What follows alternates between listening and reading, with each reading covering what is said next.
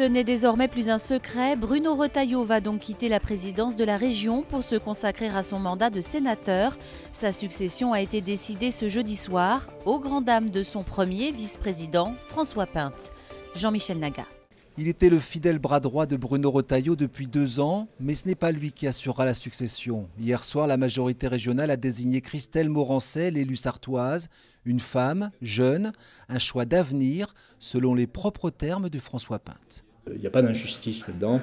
Il y avait encore une fois vous savez, on fait de la politique. J'ai dû faire des choix à un moment pour d'autres. Et aujourd'hui, il y a eu un choix qui a été fait. Et ce choix, c'est certainement le meilleur. Voilà ce que je dis. François Pinte va donc quitter l'exécutif. Il restera simple conseiller régional. Une forme de retrait à 50 ans, puisqu'il laisse entendre qu'il quittera aussi la présidence de la Fédération départementale des Républicains dans les toutes prochaines semaines. Le départ de Bruno Retailleau, l'opposition aussi s'y attendait depuis longtemps. Ces élus dénoncent une désertion, un abandon de poste au détriment des Ligériens. Chez nous, un capitaine ne quitte pas son navire au milieu de l'océan.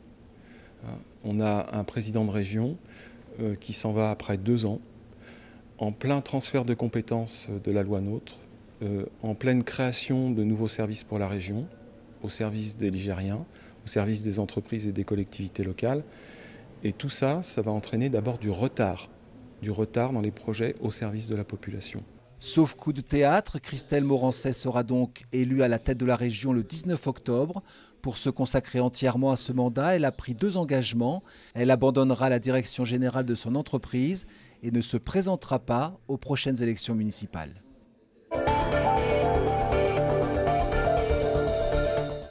Ils avaient jusqu'à ce vendredi 18h pour déposer leur liste candidate aux élections sénatoriales.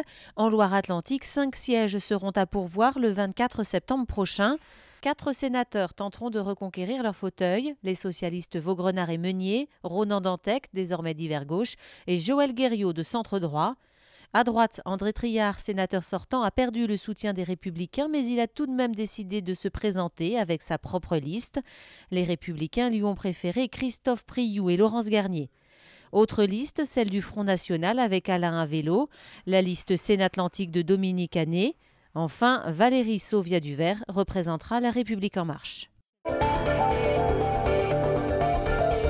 60 CRS supplémentaires en renfort à Nantes. L'annonce a été faite ce jeudi.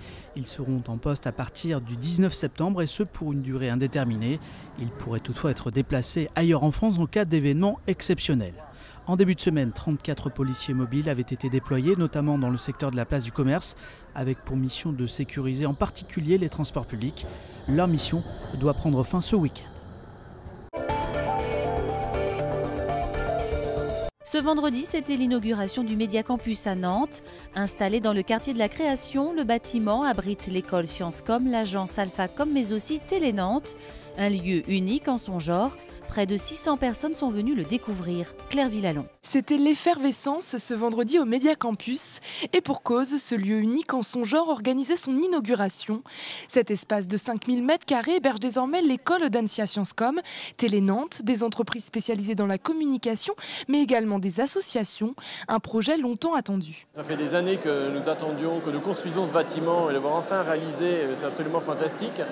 Et également une immense satisfaction parce que le bâtiment répond complètement à toutes nos attentes. Il s'est avéré fonctionnel d'emblée. Les 600 visiteurs présents ont donc pu découvrir cette toute nouvelle boîte à outils pour les médias ainsi que les communicants. C'est la boîte à outils pour tout le monde. C'est une boîte à outils pour étudiants parce qu'ils vont pouvoir échanger et directement mettre en pratique avec les entreprises. Une boîte à outils formidable parce qu'il y a ici à la fois la télévision et la radio, des équipements qui sont formidables. Et donc et pour les entreprises, c'est aussi le moyen de recruter, d'être en interaction à la fois avec les moyens audiovisuels et aussi avec les étudiants. À terme, près de 600 personnes vont travailler au Média Campus, dont 500 étudiants, ravis de faire leur rentrée dans ces locaux. Pour moi, c'est hyper futuriste, c'est super beau, c'est grand, c'est spacieux. C'est vraiment ouvert, c'est super innovant. Tout ce qui est, il y a aussi des salles créatives, donc là on peut mettre en œuvre toutes nos idées. On n'est pas seulement entre élèves, en fait, on est vraiment, il y a des entreprises, il y a un plateau télé, il y a plein de choses. Et nous, en étant dans le secteur de la communication, c'est très intéressant pour nous. Et le Média Campus n'a pas choisi son implantation au hasard. Situé en plein cœur du quartier de la Création, il compte bien participer à sa métamorphose. Rencontre à présent avec un futur champion de Rubik's Cube. À seulement 10 ans, Enzo rivalise avec les adultes tant il est rapide. Ce week-end, ce jeune originaire de Saint-Même-le-Tenu participe à une compétition internationale à Reims. Certains ont passé l'été avec une toupie entre les mains pour s'occuper. Enzo, lui, c'est le Rubik's Cube qu'il ne lâche plus. Voilà un an seulement qu'il a découvert le cube multicolore. Le 9 septembre prochain, il s'alignera face à une centaine de Rubik's Cubeurs pour une compétition internationale à Reims. Il aimerait se rapprocher de son record personnel de 13 secondes 96 sur le cube 3x3. Quand on fait des compétitions, on essaye plus de battre notre record que celui des autres.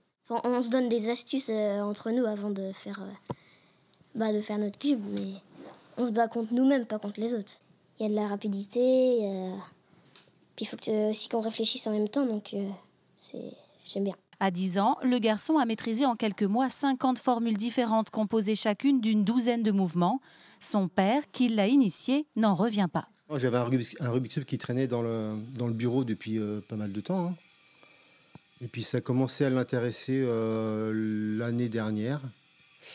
Alors moi je lui ai montré comment je faisais, mais avec une seule formule pratiquement. Parce qu'à l'époque, nous, il n'y avait pas Internet. Donc on se filait les infos comme ça. Et moi je devais mettre entre 3h30 et 4 minutes pour le faire. Et puis du coup, lui, il a commencé à s'enseigner sur Internet et tout. Puis maintenant, je ne comprends même plus ce qu'il fait. Mêlé aux adultes lors des compétitions, Enzo aimerait que davantage d'enfants prennent eux aussi le virus du Rubik's Cube pour partager sa passion.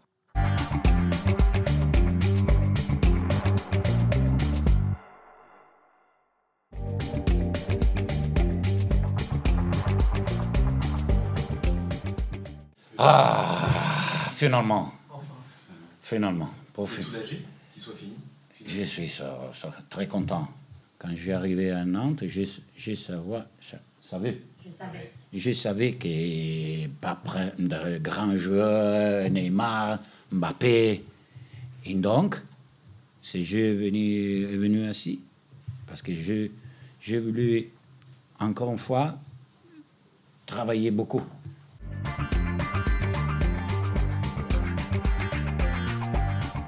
Maintenant, je connais meilleur le président.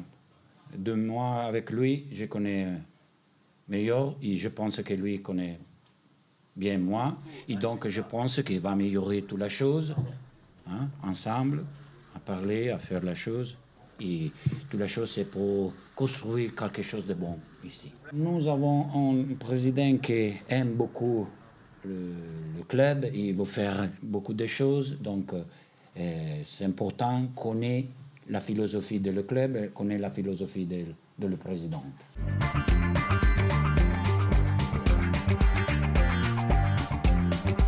Pour nous, ce sera un match très très important parce que nous avons gardé bien le but contre toi, contre Lyon. Donc, nous devons continuer comme ça. Maintenant, je suis italien. Je veux que moi, de France, que l'équipe, c'est entre les premières 5 de France. Non, vraiment, la saison va commencer en mois, 2 mois. Ce n'est pas facile, entendre ce que je veux. Mais les joueurs sont très attentifs.